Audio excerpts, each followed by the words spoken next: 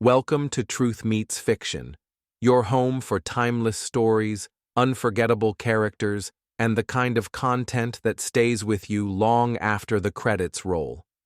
Whether it's fact, fiction, or somewhere in between, you'll find it here. Let's begin.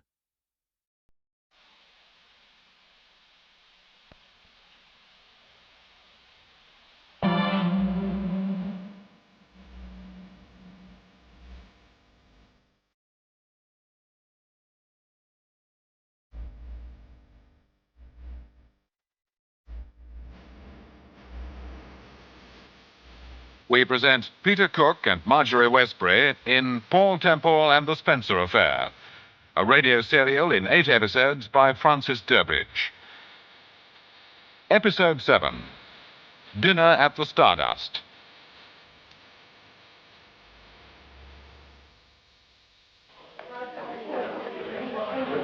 It's rather curious I should bump into you, Temple. Indeed? Yes.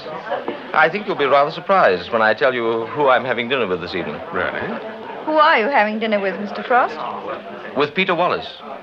Peter Wallace? Yes. Yes, I thought you'd be surprised.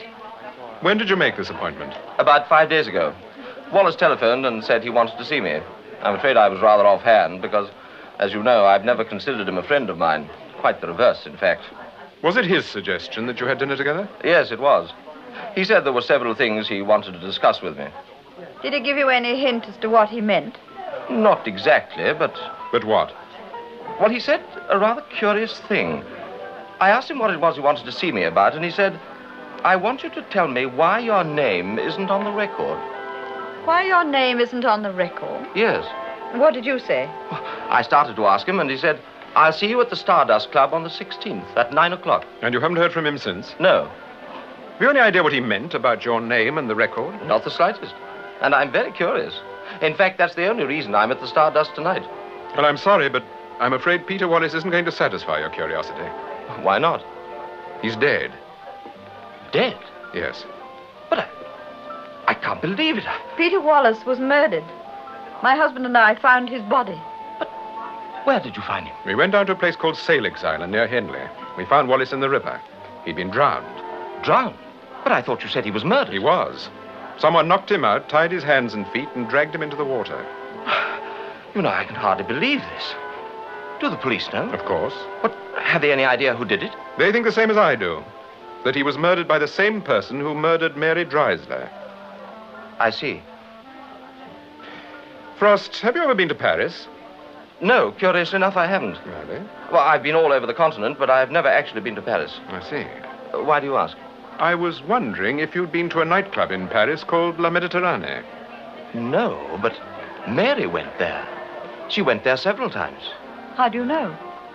I remember we were talking about nightclubs, and she said it was a very good one. 2 dry martinis and a medium sherry. Oh, thank you. Oh, Miss Gibson presents her compliments, sir, and would like to see you if you can spare a moment. Yes, certainly. Where is she? She's in her office, sir, on the first floor. Oh, thank you. Temple, you remember the last time we spoke on the telephone? Yes? I mentioned the diamond brooch I gave to Mary. Yes, You said I gave it to her because I was under a misapprehension about her. that's right. What did you mean by that? You know perfectly well what I meant. What? The very first time we met, you told me to find out why you'd given Mary the brooch. Yes, I know. Well, I did find out. Don't look so confused, Frost, when you're not. Well, really? I'm going to see Terry Gibson, Steve. I'll be back in a few minutes. I'm sure Mr. Frost will entertain you. Yes. All right, Paul. Well, you know, your husband is a most extraordinary person, Mrs. Temple. Yes. But don't underrate him, Mr. Frost. That's the last thing I should do, I assure you.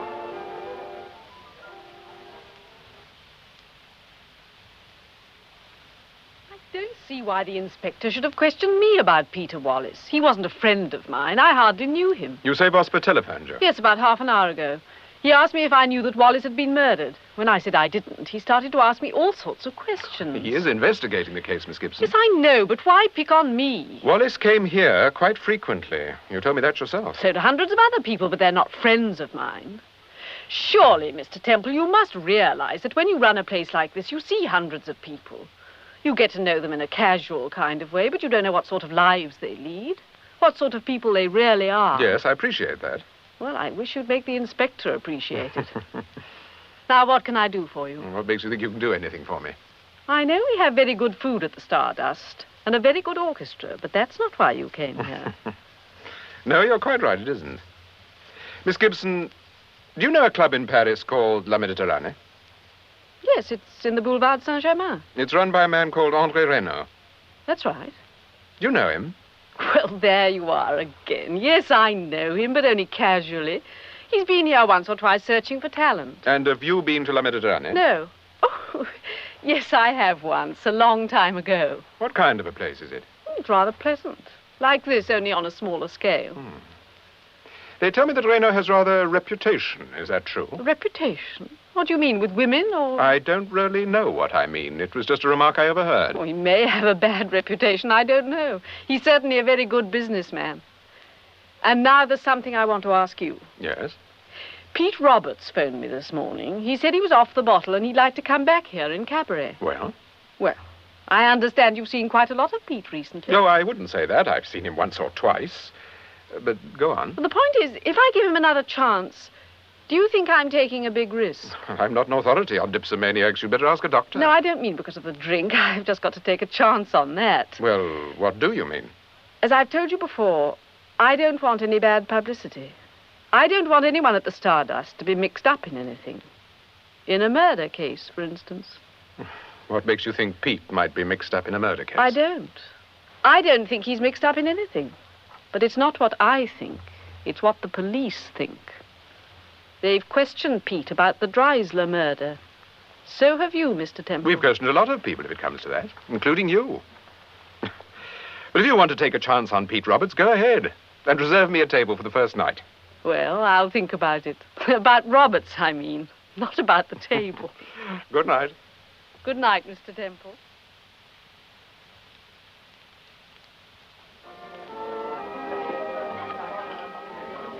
Yes, I agree about Saint-Tropez. But if you go further along the coast, towards Marseille, you usually... Oh. Sorry to be so long. We've been talking about holidays. No? Mr. Frost went to Portugal last year and it rained every day. Except the day I left, of course. Of course. Well, if you'll excuse me, I'll say good night. Well, won't you stay and have some dinner with us? Oh, that's very kind of you, but I won't if you don't mind. I've several things I want to attend to. Good night, Mrs. Temple. And don't forget what I told you about Roquebrune. I won't. Good night, Temple. Good night. What's all this about Roquebrune? And it's a little place near Menton, or Mentone, whichever you prefer. He adores it. What do you make of Frost? I don't know. He's quite amusing, but... Smooth? No, I wouldn't call him smooth. A little actorish, if there is a word like that. Yes, I know what you mean. What happened to Terry Gibson? Apparently Pete Roberts wants to work for her again. She wanted my advice. Why, your advice? You're not an impresario. She wanted to know whether Roberts was likely to be arrested or not. Arrested? You see, she doesn't want to employ him if he's going to get any bad publicity. At least, that's what she says. You know, I don't believe Terry Gibson, Paul. What do you mean you don't believe her? Why should she worry about publicity? Surely these places thrive on it. Yes, I'm inclined to agree. In which case, why mention Pete Roberts to you at all? Well, she may have been quizzing me. You mean on Pete's behalf? Yes, I've seen him several times recently. Perhaps he's worried. Perhaps he wants to know whether I really suspect him. And do you?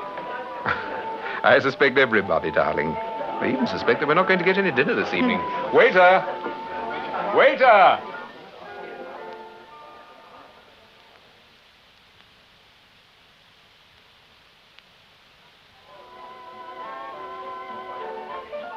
I've got to get my hat and coat, and I want to make a phone call.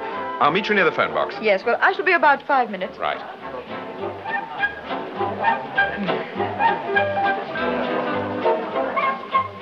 Oh, I beg your pardon. Sorry, Oh, hello, Temple. Hello, Pete. What are you doing here? I've got an appointment to see Terry Gibson. Oh, yes, of course. She told me about it. She did? Yes. When did you see Terry? Oh, about an hour ago. What did she tell you? She said you wanted to come back here, in Cabaret. Yes, that's true. I've got to do something. Things are getting desperate. The tax people have really got their claws into me this time. Yes, you told me about it. Oh, did I? Well, I wish you luck. Thanks. But, Temple, did Terry give you the impression that... Well... Go on. How do you think she feels about the idea About my coming back here, I mean. She's a little apprehensive. How do you mean? You're a pretty heavy drinker, Pete, judging from any standards. Yes, I know, but I'm stone cold sober now. Just look, steady as a rock. I'm really cutting down on it. I'm glad to hear it.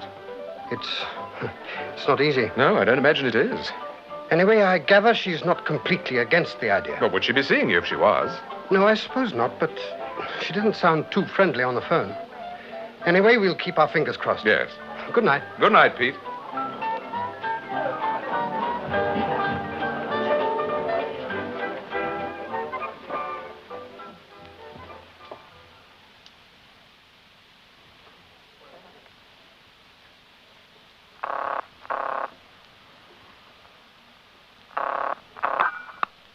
Hello? Sir Graham, this is Temple. Oh, hello, Temple. How are you? I'm fine, thanks. Sir Graham, I want you to do something for me. Yes, of course. I want you to contact Interpol and make inquiries about a man called André Renaud. He runs a nightclub called La Méditerranée. In London? No, in Paris, Boulevard Saint-Germain. What is it you want to know exactly? I have a shrewd suspicion he's mixed up in the Spencer affair. Uh-huh. Find out when he was last over here and whether he's a friend of Terry Gibson's. Right. Will you be in tomorrow morning? Yes? I'll phone you as soon as I get to the office. Good. Thank you, Sir Graham. Good night.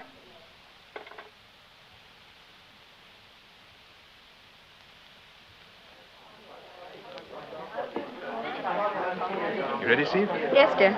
I've just seen Pete Roberts. Where? Coming out of the cloakroom. He's got an appointment with Terry Gibson. It looks as if she was telling the truth then.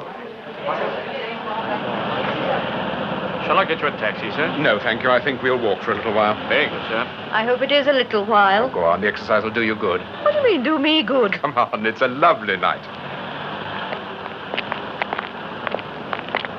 Tired? No, I'm fine. Do you want to walk all the way home? You don't think I can make it, do you, partner? Well... Oh, you're darn right I can. Come on. Let's right. pick up a taxi. All right. There's one on the opposite side of the road. Steve, look out! Steve, are you all right? Darling. Help me up. Yes, of course. I'm sorry, darling, I had to push you like that. It's a ruddy good job you did, mate, or he'd have knocked her for six. Steve. It's all right, Paul. I'm Sure.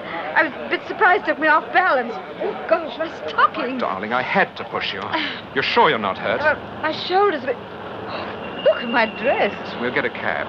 Ah, here's one. Taxi. Oh, that's taken, darling. Temple. Mr. Temple. It's Drysdale. Oh, is this your cab, Driver? Yes, I've been to the theater, but what on earth has happened? Are you all right, Mrs. Temple? Yes, I'm... She's rather shaken. Yes, of course, I can see that. Look, get in here, Mrs. Thank Temple. you. Thank you very much. Come on, darling. Now, you sit over there, Temple, next to your wife. Now, where do you wish to go to? Eaton Square? Yes, please. Go to Eaton Square, driver, please. We'll tell you when to stop. This is very kind of you, Mr. Drysdale. Oh, not at all. I'm so glad I came along like that. But tell me, please, what happened? Were you in a car or just crossing the road? We were walking across the road and a car suddenly raced round the corner and made straight for us. Fortunately, I spotted it and pushed my wife to one side. But didn't the car stop? No. You mean it was done deliberately? Quite deliberately. But who would do such a thing? Did you see the driver? Yes, I saw him, but I'd never recognized him again. He wore glasses and he had a scarf thing over most of his face. But you saw the car. Did you get the number? Yes, VPE 132. But this really is quite extraordinary. I didn't think such things could happen in London. Only to us, Mr. Drysdale. Only to us.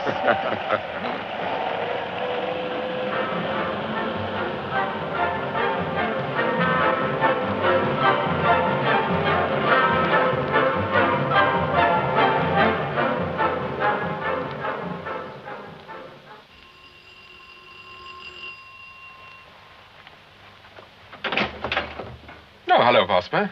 Good evening. May I come in? Yes, of course. How's Mrs. Temple? Oh, she's all right now, thank you. She's had a hot bath and she's in bed. Well, you've got more nerve than I have. I daren't push my wife around like that. And if I hadn't, the car would have knocked her down. So I understand. It's a good job you had the presence of mind. Well, is there any news? Yes, we've traced the car. You have? That's quick work. Oh, it wasn't very difficult. It was abandoned shortly after your little episode. We found it in Hyde Park. Oh, was it a stolen car? Yes, it was reported stolen at 10:15. About half an hour before we left the Stardust Club. Yes. Obviously, whoever picked it up stooged around until you and Mrs. Temple left the club, and then he followed you. I see. But you haven't heard the most interesting news. Who do you think the car belongs to? I don't know. Mr. Frost. Adrian Frost? Yes. But we saw him last night. He was with us until about 9 o'clock. 9 o'clock? Yes. But he didn't leave the Stardust until just after 10. Well, it was just after 9 when he left us. He telephoned Savile Row, that's the local station, about the car just after 10:15. I understand you saw the driver. Yes, but I wouldn't recognize him again. He wore glasses and a scarf. It was impossible to see his features. Could it have been Frost himself? Well, I suppose it could have been. But you don't think it was? No, I don't think so. I understand Mr. Dreisler brought you home. Yes, he was passing in a taxi and gave us a lift. Was that just a coincidence? Apparently. He said he'd been to the theater. Which one, did you ask him? He said the Empress. What time was it when he picked you up? About 11. The show finished at 10:40. I've already checked that, Inspector. Thank you. Excuse me, sir. Yes, what is it, Charlie? Mr. Frost would like to see you, sir. Temple, forgive me for bursting in like this, but... Oh, hello, Inspector. Good evening, sir. All right, Johnny. Temple, I've just heard about the car accident. Is Mrs. Temple all right? Yes, there's nothing to worry about, fortunately. It was my car. I suppose you know that. So the inspector's just been telling me. I was rather surprised. Well, so was I. Who told you about the attempt to run Mr. Temple down? One of your people. I've just picked up the car, and he told me all about it, so I came round here straight away. Mr. Frost, would you mind giving me a few more details? About the car? No. About yourself, sir. What time did you arrive at the Stardust Club? About 8:30. I had an appointment. Look, you don't think I tried to run Temple down. You don't think I was driving the car. Oh, no, sir, there's no question of that. But I'd like to know exactly what happened. You arrived at the club at 8:30. Yes, I had an appointment with Pete Wallace. But Wallace is dead. Yes, I know, but I didn't know until Mr. Temple told me. That's true, Inspector. I stayed with Mr. and Mrs. Temple for about 20 minutes and then decided to go home. I suppose it was about 9 o'clock when I left you. Yes, it was. Go on, sir. Well, just as I was going, a waiter came across and said that Miss Gibson wanted to see me. So I went up to see her in her office. Yes? Well, Terry said she was looking for someone to write material for a new cabaret, and she wondered if I'd be interested. Were you? Well, I wasn't particularly intrigued by the idea. It's not really my cup of tea. And besides, I'm after a film contract. But we sat and talked about it for some little time. What do you mean, some little time? Well, it was about 10 to 10 when I left her. I see. Did you talk about anything else other than the cabaret act? Well, she mentioned Wallace. I told her I was supposed to be dining with him, and I told her what you told me. What did she say? She asked me if you'd made any comment on the murder, and I said you hadn't. Go on. Well, I said goodnight to Terry, picked up my hat and coat from the cloakroom, and left the club. What time was that? About 5 minutes to 10. You didn't see Pete Roberts by any chance? Pete Roberts? Yes. No. Was he at the Stardust Club? Yes. We saw him just as we were leaving. He had an appointment with Miss Gibson. I didn't see him. And then what? Well, the rest of the story you know. When I got outside, I couldn't find my car. I looked all over for it and then went back into the club and phoned the police. And what time was that? You know what time it was, Inspector. You've got a record of it. Nevertheless, it was about 10:15. Thank you, sir. Look, Temple, I feel pretty bad about this. There's no reason why you should. Yes, but I do. After all, it was my car that tried to run you down. But you weren't driving the car? Is that a question, Inspector? No, sir, it's a statement. If you weren't driving it, you weren't responsible. Frost, would you do something for me? Certainly. Have lunch with me on Wednesday. I'll pick you up at 1 o'clock. Yes, all right, Temple. 1 o'clock.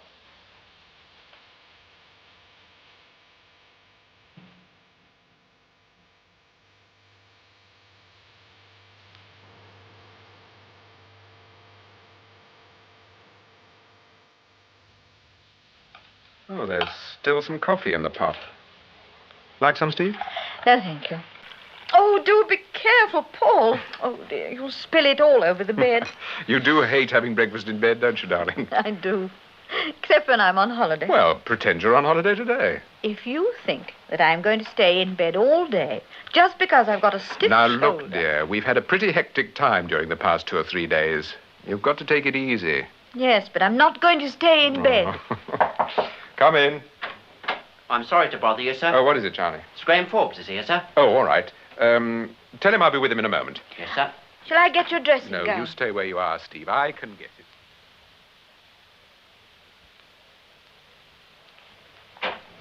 Oh, good morning, Sir Graham. Good morning, Temple.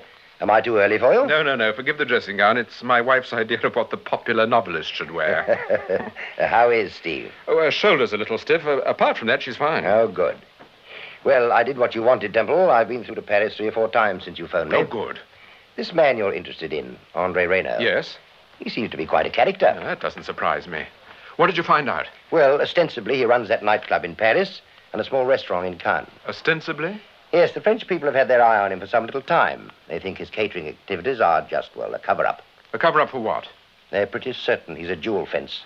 But they can't catch him. As soon as he gets the stuff, he passes it on. Yes, that's exactly what I thought. You think he works for Spencer? I'm sure of it. When was he over here last? Oh, about 2 months ago. He's due to make another trip. How do you know? Well, he comes over every 2 or 3 months, and just before he leaves, he goes down to the restaurant in Cannes. Then he flies over to London from Nice. Is he in Cannes at the moment? I believe so. Oh, did you mention Reynaud to Terry Gibson? Oh, yes. She admits she knows him. So does Pete Roberts. Did you know Roberts played at La Mediterranee for a short while in Cabaret? Yes, I did. Was he a success? Well, he was booked for 3 weeks, and he stayed 4 nights. Oh, Excuse me, Sir. Certainly. Paul Temple speaking. Oh, Vosper here. Is Sir Graham with you? Yes, hold on, Inspector. It's for you, Sir Graham. It's Vosper. Oh, thank you. Hello? Sir Graham? Yes? Oh, good morning, sir. Good morning. I've just had a call through from Paris. Reynaud left Nice on the plane. He's due in London airport at 11:40. You know what to do. Contact Ritchie. I've already done so, sir. Good. He's on his way to the airport. Right. Thank you, Vosper. Reynaud's left Nice? Yes, he's due here at 11:40. There'll be someone on his tail from the moment he lands. Well, I hope he's a good man. Reynaud's no fool, and it's my bet he's already been tipped off that we're interested in him. Don't worry. Ritchie could follow you all over Europe, and you wouldn't be any the wiser. Ritchie? I don't think I know him. Oh, he's been with us about 5 years now. A short chap. India rubber face. Looks different every time you look at him. I can't place him. Exactly. He's completely unorthodox. But he won't let us down. Oh, I'd like to take a look at the unorthodox Mr. Ritchie. Well, why not? They have a very good lounge at London Airport. There's no reason why we shouldn't be sitting in it. British European Airways announced the arrival of flight number 281 from Nice. Passengers will be coming to channel number 10 in approximately 5 minutes.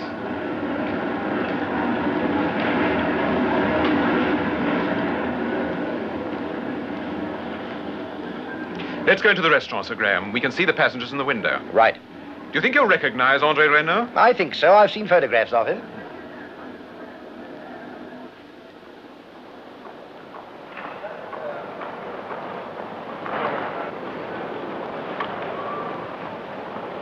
That's the plane. Yes. Here they are. They're walking across the tarmac. Is that Reynaud in the camel hair coat? I don't think so. Yes, that's him. That's Reynaud. He's a pretty slick-looking customer, isn't he? Yes. Where will your man Ritchie pick him up? In the customs hall? I imagine so. No, wait a minute. There's Ritchie down there with the passengers. Where? That little chap with the green hat and the briefcase. But how did he get down there? He couldn't have been on the plane. I never ask questions where Ritchie's concerned. Well, he's certainly on the job. He's a curious little man, isn't he? Is he English? No. As a matter of fact, his name's Freeberg. He was born in Cologne. He was with the intelligence people, then transferred to the Yard. Does he speak with an accent? Yes, very slight, but he can broaden it, and being a linguist, he can change his accent to Italian, French, anything you like. They're going into the customs. Now, shall we stay here or go down to the hall? I think we'd better stay here. If Reynaud spots us, well, either of us, for that matter, it's not going to help Ritchie. Yes, I agree. Can I get you anything, sir? Yes, please. We'll have some coffee. Thank you, sir.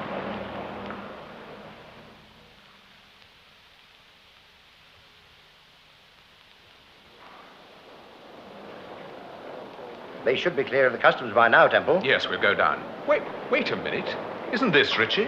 Why, yes. What's he doing up here? What the devil's gone wrong? Good morning, Sir Graham. What is it, Richie? What's happened? Renault's arrived. Yes, we know. We've seen him, but why are you He's not leaving the airport. He's catching the next plane back to Paris. How do you know this? This is Paul Temple, Richie.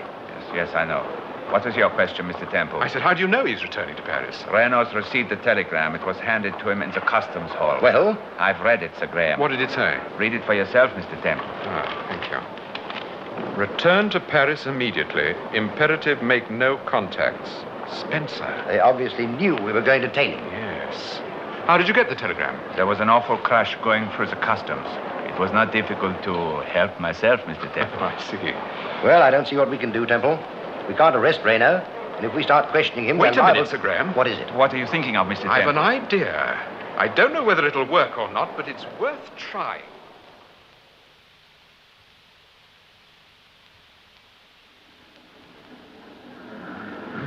Excuse me, sir.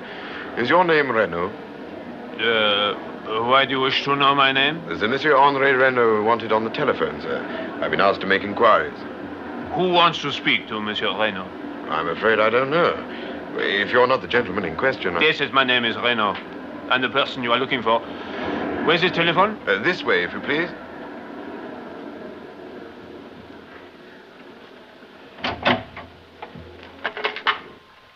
Hello? Monsieur Renault? Yes? One moment, please. Hello? Hello. Is that you, Renault? Yes. Yes, who's that? You got the telegram. Yes, I got the telegram. But who is that? Who's that speaking? Don't you recognize my voice? Oh, yes. Yes, of course, I'm sorry. What is it you want, Dreisler?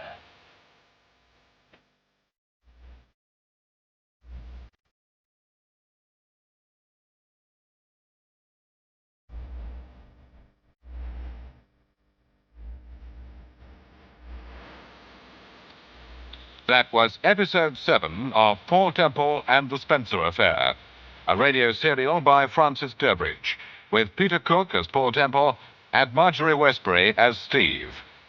The part of Sir Graham Forbes was played by Lester Munnett, Adrian Frost by Simon Lack, and Detective Inspector Vosper by Hugh Manning. Production for the BBC was by Martin C. Webster.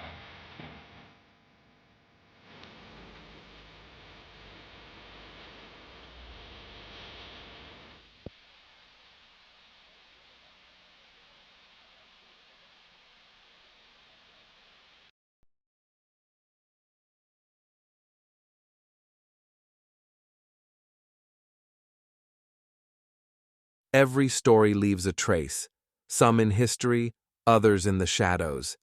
If this one made you think, question, or shiver just a little, you're in the right place. This is Truth Meets Fiction. Until next time, stay curious, stay sharp, and don't believe everything you're told.